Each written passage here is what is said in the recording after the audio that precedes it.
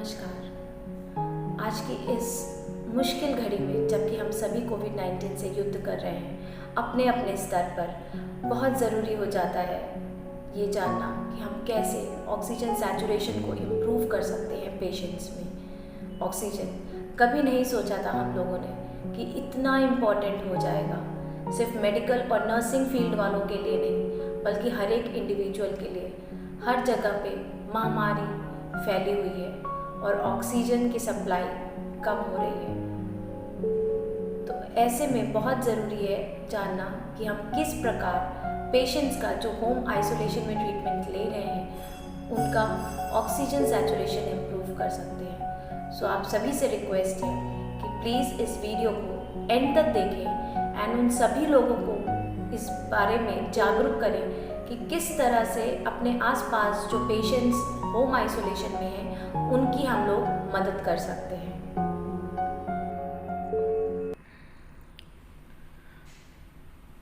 So we should know how to decrease the increasing number of COVID-19 patients. So first important thing is prevention of COVID-19. So COVID-19 की prevention के लिए बहुत ज़रूरी है कि हम कोविड अप्रोप्रिएट बिहेवियर को फॉलो करें, जिसमें मेनली आता है hand hygiene. Frequent hand hygiene आपको करनी, कोई भी सरफेस आप टच कर रहे हो, कहीं किसी से हैंड शेक कर रहे हो, वैसे तो करना ही नहीं है। सो आपको तुरंत हैंड हाइजीन करना है। Then you should wear mask all the time. जब भी आप घर के बाहर निकलते हैं तो आपको मास्क हर टाइम वेयर करना है। Then another important thing is social distancing. कहीं पर भी आप पब्लिक प्लेस में जा रहे हैं, you should maintain 6 feet distance with the other person. At least 6 feet की दूरी होनी चाहिए आप लोगों में। जितना हो सके घर से बाहर ना निकलें, स्पेशली फॉर दोज जो 60 ईयर्स से ऊपर हैं, 10 ईयर्स से छोटे बच्चे हैं या प्रेग्नेंट वीमेन हैं। Next comes the early identification of कोविड-19। सो अगर प्रिवेंशन के बाद भी सपोज़ किसी को हो जाता है तो बहुत ज़रूरी है कि हम उसको इनिशियल स्टेज में ही उसको आइडेंटिफाई कर सकें। ओके, सो इसके लिए साइंस एंड सिम्टम्स का जानना बहुत ज़रूरी है। देन एक बार हमें कंफर्म हो जाए कि yes person is suffering from कोविड-19, तो हमको डिज़ीज़ को कैटेगराइज करना है कि वो किस कैटेगरी में फॉल करती है एंड अकॉर्डिंगली उसको ट्रीट करना है एट होम या फिर हॉस्पिटल में। So the important thing is signs and symptoms for early identification. So क्या क्या साइंस एंड सिम्टम्स होते हैं, बहुत कॉमन है कुछ, जैसे कि पेशेंट को हाई ग्रेड फीवर हो सकता है, हेडेक होगा ऑब्वियसली, कफिंग स्टार्ट हो जाएगी, फटीग, बहुत ज़्यादा थकावट होगी पेशेंट को, रनी नोज़, नाक बहने लगेगी या कंजेशन हो सकता है। देन सोर थ्रोट प्रेजेंट होगा। सोर थ्रोट पे मोस्टली या तो थ्रोट में पेन हो सकता है, गले में खिचखिच जैसा फीलिंग हो सकता है, इरिटेशन जिसको हम बोलते हैं, या खाने पीने में दिक्कत हो सकती है। And shortness of breath. Shortness of breath में पेशेंट ज़रा सा भी वॉक करेगा तो उसको थकावट महसूस होगी या सांस लेने में दिक्कत फील होगी। इसके अलावा कुछ और साइंस एंड सिम्टम्स हैं जो अभी रिसेंटली हम लोग को पता चला है, जैसे कि लॉस ऑफ टेस्ट और स्मेल। जो कोविड पॉजिटिव पेशेंट्स हैं वो ज़्यादातर आजकल कंप्लेन कर रहे हैं कि उनको स्वाद नहीं आ रहा है या स्मेल नहीं आ रही है। अलॉन्ग विद दैट कुछ जीआई सिम्टम्स इस बार देखने को मिले, जैसे कि डायरिया और नॉजिया एंड वॉमिटिंग। सो अगर किसी भी पर्सन में ये साइंस एंड सिम्टम्स प्रेजेंट है so you should go for confirmatory test. Confirmatory test के लिए हम RT-PCR रिकमेंड करते हैं। सो एक बार आप कंफर्म हो गया, आपका टेस्ट रिज़ल्ट पॉजिटिव आ गया, देन इट इज़ इम्पॉर्टेंट कि आप अपने साइंस एंड सिम्टम्स और कंडीशन के अकॉर्डिंग इसको क्लासीफाई या कैटेगराइज करें कि कौन सी कैटेगरी में आप फॉल हो रहे हैं। सो कोविड-19 को हम मेनली 3 कैटेगरीज में डिवाइड कर सकते हैं, mild, moderate and severe. Mild किसे कहेंगे हम? जिनको सिर्फ अपर रेस्पिरेटरी ट्रैक्ट सिम्टम्स हैं, सर्दी, जुकाम, बुखार हो सकता है उसके साथ में, मगर सांस लेने में कोई दिक्कत नहीं है, कोई हाइपॉक्सिया प्रेजेंट नहीं है, तो उसको हम माइल्ड कोविड-19 बोलते हैं। सो ऐसी कंडीशन को हम घर पे ही ट्रीट कर सकते हैं। So home isolation is enough. Next आता है मॉडरेट कोविड-19। इसमें अगर पेशेंट में दो में से कोई एक भी सिम्टम प्रेजेंट है, यानी सांस लेने में दिक्कत तो है ही, साथ में जो उसका रेस्पिरेटरी रेट है वो 24 से ज़्यादा हो रहा है पर मिनट, या जो उसका ऑक्सीजन सैचुरेशन है वो 90 to 93% के बीच में है रूम एयर में, तो हम उसको मॉडरेट कोविड-19 बोलते हैं। और इसके लिए हमें उन्हें हॉस्पिटल में एडमिट कराना है, बट इन वार्ड।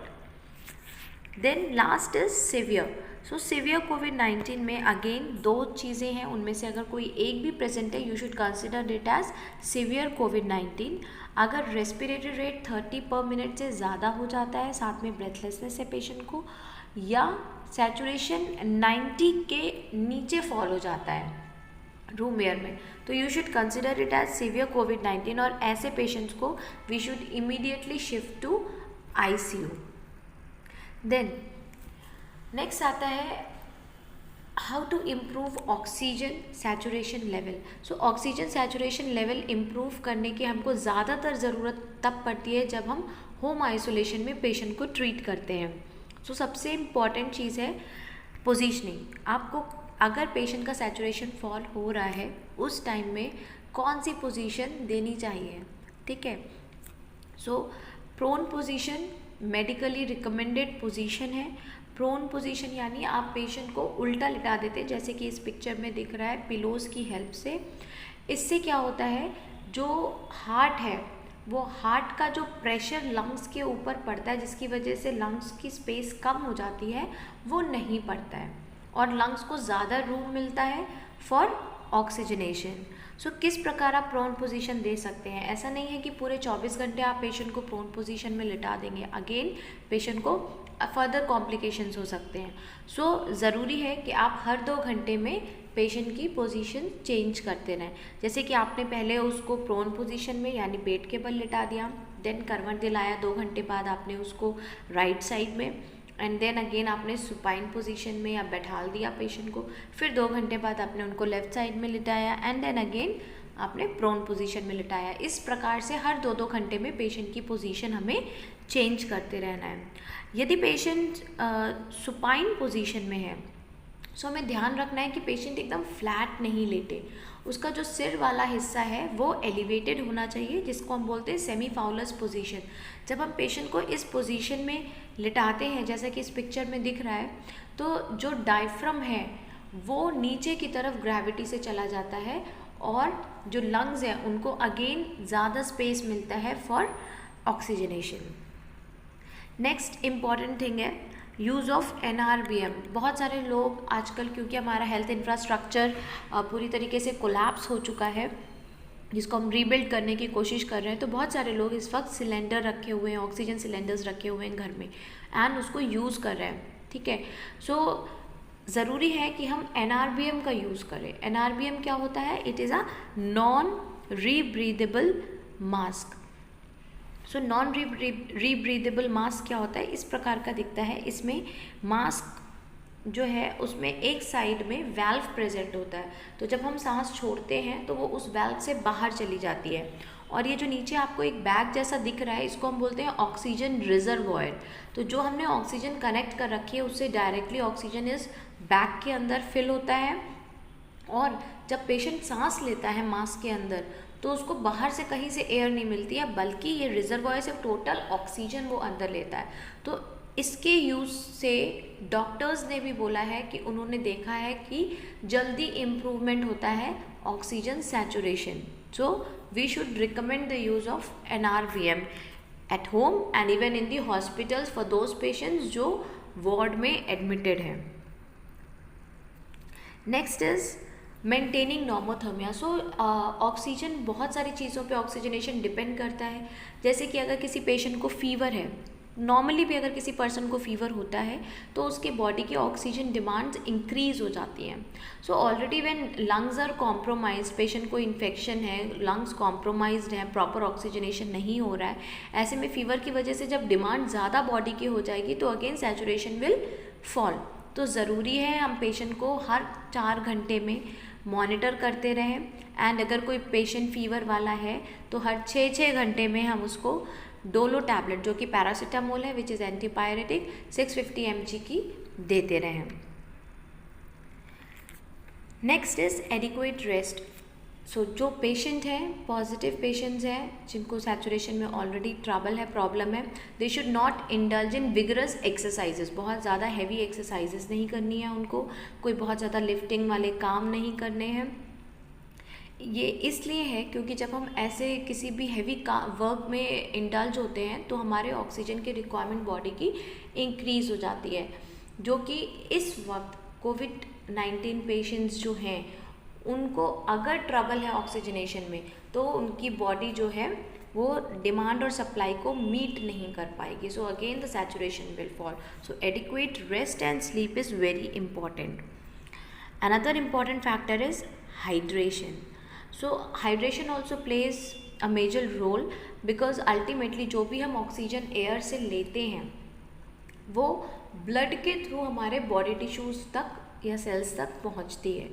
सो अगर किसी भी पॉइंट पे ड्यू टू एनी रीज़न हम डिहाइड्रेट होते हैं, मे बी पेशेंट को डायरिया हो रहा है, एक्सेसिव स्वेटिंग हो रही है या पेशेंट को वॉमिटिंग हो रही है बहुत ज़्यादा, सो अगर हमारा अगर हमारा जो पेशेंट है वो डिहाइड्रेट हो जाता है तो उस केस में चांसेस हैं पेशेंट शॉक में जा सकता है, बीपी कम हो सकता है पेशेंट का, एंड अल्टीमेटली जो ऑक्सीजनेशन होना चाहिए properly in the entire body वो नहीं हो पाएगा। So it is very important कि हमारा पेशेंट पूरी तरीके से हाइड्रेटेड रहे। Another important thing is breathing exercises. Another important thing is breathing exercises जो पेशेंट कर सकते हैं उनके लिए बहुत अच्छा है।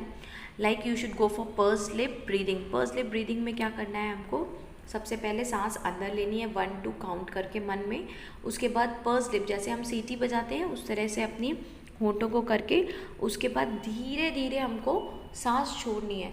जब हम ये प्रोसेस कई बार करते हैं दिन में तो उससे हमारा जो एक्सेसिव कार्बन डाइऑक्साइड जो एक्यूमुलेट हो जाता है वो निकलने लगता है बाहर।